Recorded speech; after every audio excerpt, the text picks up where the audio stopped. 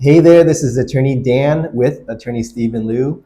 We've been working on a couple of estate planning cases together over the last couple of months, and I thought I'd have Stephen here come and chat with us about estate planning and what he's experienced over his 20 years of practice. So thanks for joining us. Yeah, my pleasure. Yeah, so let's kind of get right into it. I want to ask you briefly about the trust administration process. And when the first spouse passes away, I think one of the biggest things is just to transfer the title of the house to the surviving spouse as the trustee, which obviously for us is kind of straightforward. But once the second spouse passes away, how soon should they reach out to an attorney to help them through the process of what we call administrative trust, but basically going through the plan of the trust and what the parents. Right. You mentioned kind of two milestones, right? You have the death of the first spouse, and it is very straightforward. You're not even changing title.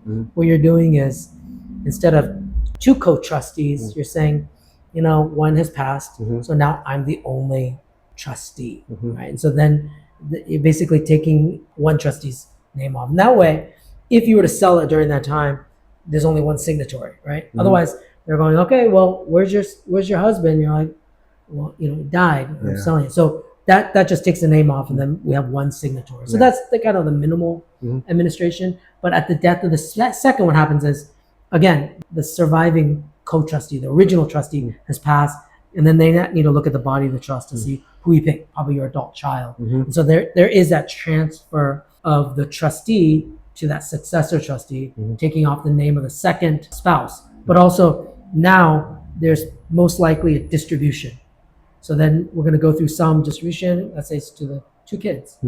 So then it transfers from the trust into the two kids. And it could be either a sale and then the proceeds go to them, or it could be, well, we want to keep the house. And maybe they want to be both co-owners, or maybe one buys out the other. And so depending on how that works, we'd work with the attorney, the trustee, the child, to see what the distribution will be, as long as it follows the instructions of the trust.